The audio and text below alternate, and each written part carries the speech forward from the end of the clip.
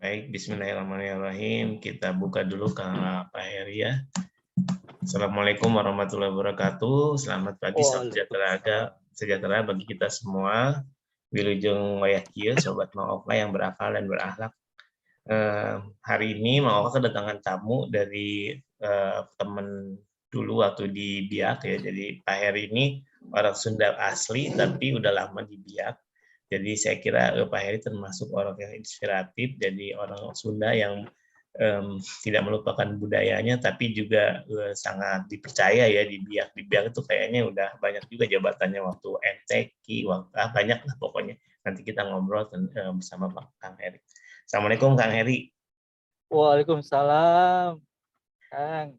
Jadi Ya, Kang Heri gimana nih, ceritain secara singkat gimana sih bisa tiba-tiba orang Sunda ada di Biak, jadi orang Biak nih, jadi pegawai Pemda siap. Biak, gimana nih Ya, ceritanya? ya. Terima kasih sebelumnya atas undangannya untuk apa namanya di apa istilahnya kalau bahasa Sundanya. Ya, terima kasih, Kang. Abi teh di Biak teh ayeuna atau di Papua sekarang mah baru 30 hampir 40 tahun lah. Wow, Jadi masih bisa semenjak Sunda ya? ya biasa semenjak dari umur SD SD dari kelas hiji ya sampai sekarang kerja. Jadi mulai dari SD, SMP, SMA. Jadi selama itu di Biak sampai tahun 1990. Kemudian saya kebetulan ikut pendidikan kedinasan di Jatinangor. Kemudian 93 selesai dan sekarang kembali lagi ke Biak sampai sekarang nih melaksanakan tugas di Biak.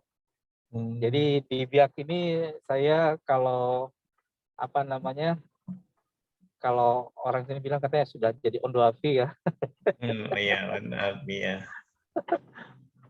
Berarti Pak Heri itu sebenarnya ke Jatinangor bareng sama saya. Saya di Unpad Jatinangor, Pak Heri itu sekitar 99, ya Oh sekitar gitu. 90-an juga ya. Kan, Iya, tapi iya. saya mah nggak kos di sana, naik Damri ya. Betul. Waktu itu Damri itu sangat membantu sekali ya waktu di Bandung itu ya. Iya kan ada Iya, Ikopin di situ nah. betul. Kalau sekarang malah Ya, jadi ITB katanya itu yang apa betul. wilayah murni itu ya. Jadi yang bertetanggaan dengan STPDN atau IPDN sekarang ya, itu adalah ITB, terus kemudian Ikopin, terus kemudian Unpad. Iya. Ya, ya. Pak Heri dulu waktu SMP, SD, SMA itu apa namanya ada permasalahan nggak dalam apa bergaul gitu sama terutama sama orang asli ya. Ya. Kalau kami di Biak itu betul-betul ya saya perhatikan masyarakat itu sangat welcome, terutama anak-anak di Biak khususnya itu sangat apa ya sangat hormat dan santun kepada orang yang datang, misalnya orang yang baru datang. Coba saja misalnya kita pagi-pagi jalan kaki misalnya, terus ketemu sama anak-anak yang apa namanya akan pergi ke sekolah, pasti mereka akan mengucapkan selamat pagi Om, selamat pagi Kakak. Benar. Nah itu menunjukkan bahwa sangat baik sekali, sangat ramah sekali anak-anak di Biak ya, dan pada umumnya di sini di Biak ini. Sehingga tidak terasa saya pun semenjak sekolah di sini dari SD sampai dengan sekarang kita sangat membaur gitu, sangat dekat sekali dengan masyarakat di sini, dan intinya bahwa kita memang dimanapun kita berada, kalau memang apa namanya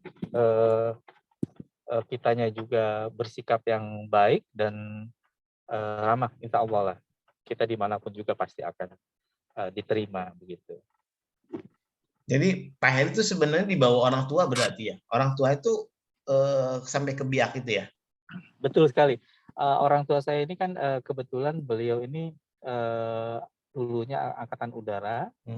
dan mendapatkan tugas di Biak tahun 1980, dan kami sekeluarga diboyong ke Biak dan juga mengikuti orang tua gitu. Dan akhirnya kami bisa sekolah di Biak. Tapi nggak dimutasi berarti orang tuanya tetap di ini ya, di Biak ya? Iya. Jadi dari tahun 1980 sampai dengan beliau pensiun tahun 1992, dan sampai sekarang. Jadi betul-betul sekarang ini saya juga dari sekolah SD sampai dengan kembali bekerja dan sampai sekarang sudah melaksanakan tugas di pemerintah daerah Kabupaten Biak Numfor, tidak kemana-mana gitu. Kang Edi kan ini kadang kadang Bapak ya, nggak apa-apa ya Kang. Iya. Ini nih, saya lihat tuh sejak pandemi itu Kang Edi tuh pada keluar bakatnya ya, nyanyi-nyanyi, bertukang, berkebun. Itu keahliannya dapat dari mana? Ya, betul. Kalau untuk seni, kelihatannya mungkin saya ini ada semacam ini ya, apa istilahnya, bakat ya dari orang tua kali. Orang tua saya itu juga suka seni ya, seperti menyanyi dan sebagainya. Terus kemudian juga orang tua saya ini sangat membiasakan kepada keluarga untuk mempertahankan budaya, terutama untuk budaya Sunda. Kalau aslinya dari mana Sundanya? Saya Sundanya, Jawa Baratnya dari Tasikmalaya. Oke. Nah, tepatnya Tasikmalayanya itu di di daerah Kidul, Cipatujah, Pantai ya berarti juga ya. pantai ya. Jadi seperti itu. Jadi di diajar untuk terus mempertahankan budaya Sunda, itu ide jiwa seninya. Sedangkan kalau jiwa tukang itu, ketika saya dulu sekolah di IPDN, sebetulnya itu dasar-dasarnya juga saya diajarin gitu. Cara dulu itu waktu di IPDN itu saya diajarin untuk bertukang, terus kemudian berkebun, bahkan sampai memerah susu sapi itu diajarin itu waktu di IPDN. Sehingga itu mungkin dasar-dasar kami juga bisa mendapatkan sedikit ilmu dari situ. Nah, semenjak itu pada saat situasi pandemi kemarin itu kan banyak hal ya yang sebetulnya harusnya kita lebih produktif, tetapi karena ada pandemi itu jadinya kita kurang produktif. Nah, saya semakin banyak belajar di YouTube. Saya mencoba untuk buka-buka ya di YouTube itu, kok ada hal-hal yang menarik yang sebetulnya bisa kita lakukan secara mandiri dan bisa kita lakukan juga gitu di rumah sambil sambil kita bekerja dan sebagainya. Nah, akhirnya saya terbersit untuk membuat yang namanya kebun. Tapi sistem kebun yang saya buat adalah bukan sistem kebun konvensional ya, tetapi kebun Hidroponik. dengan sistem hidroponik itu. Nah, kemudian dari situ saya awalnya sih saya cuma coba-coba gitu di rumah itu. Coba-coba, saya coba mungkin sekian lubang dulu. Awalnya dengan sistem yang relatif sederhana ya. Waktu itu saya masih belajar sistem, namanya itu sistem DFT. Itu. DFT itu singkatan dari Deep Fluid Technique ya. Jadi sedikit jadi menggunakan pipa, jadi medianya cuma air saja. Terus kemudian setelah saya pelajari, kok kayaknya ini gampang banget ini semua. Sepertinya gampang gitu, mudah gitu. Dan hasilnya juga cukup lumayan gitu kan. Wah, ini kelihatannya ini bisa kita kembangkan.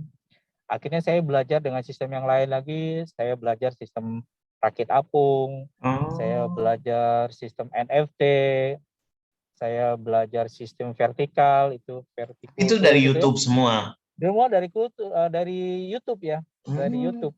Jadi semua dari YouTube. Sistem week atau sistem sumbu itu. Jadi semuanya saya belajar melalui YouTube. Akhirnya saya pikir, ini dengan dasar-dasar ilmu ini, saya akhirnya membuat semacam kebun yang agak lebih besar dengan kapasitas kurang lebih sekitar 3.000 lubang tanam ya, dengan sistem NFT. Jadi apa namanya, NFT itu lebih ke nutrient film teknik namanya. Jadi dia lebih ke sistem yang lebih ini ya, bagus ya untuk produksi tanam, sistem hidroponik. Jadi Kalau itu seperti bahannya itu. dari mana dapatnya? Nah, itu bahannya itu saya memang sistem hidroponik ini memang awalnya memang perlu bahan yang kalau di Biak itu relatif agak harganya agak lumayan ya dibandingkan kalau di luar daerah di Jawa misalnya. Nah, sehingga saya cicil gitu sebelum saya apa namanya inisiatif untuk membuat yang lebih besar lagi. Jadi saya cicil. Jadi pipanya juga saya lebih atur ya, tidak pipa yang lebih besar, tapi dengan ukuran yang lebih kecil. Dengan 2 inci udah cukup untuk bisa kita menanam. Karena kan kalau yang lebih besar lebih agak mahal ya di sini. Nah, udah setelah Kalau ini dicicil saya ya. Gimana? Lanjut. Ya, setelah saya cicil begitu, setelah ada bahannya, saya sendiri yang membuat. Mulai dari merakit, membuat, sampai kepada sistem itu bisa ditanam, itu semuanya saya bikin sendiri. Nah ini Kang Heri sendiri atau apa sih ngajak orang lain grup gitu nggak? Kebetulan ini saya sendiri ya, karena memang inisiatif tadi pada saat pandemi ini, apa namanya, untuk mengisi waktu yang banyak tidak maksimal ya. Nah, yaitu tadi saya inisiatif untuk membuat secara mandiri. Tapi ada rencana apa sih namanya nyebarin ke orang lain nggak?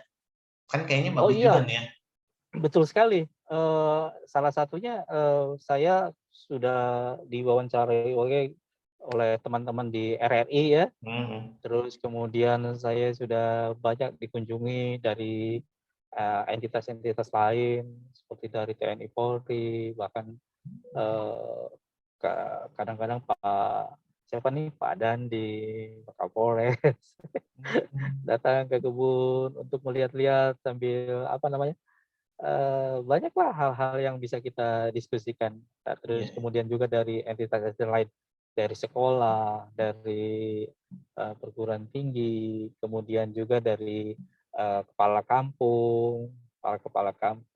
Ini saya senang, pokoknya saya senang sekali gitu istilahnya kalau bisa apa namanya, saling sharing Menularkan ya, ya. terus Sharing. kemudian saling apa namanya, menimba ilmu untuk bisa saling memotivasi untuk bisa melakukan hal yang sama, tetapi juga ada manfaatnya begitu untuk dari sisi ekonomi gitu.